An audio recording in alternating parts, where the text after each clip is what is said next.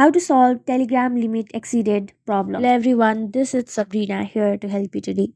So without any further ado, let's get right into the video. So first go to your Play Store and then search for Telegram. Make sure you have the latest version of Telegram. If you find an update button instead of open button, simply tap on it and get the latest version of Telegram.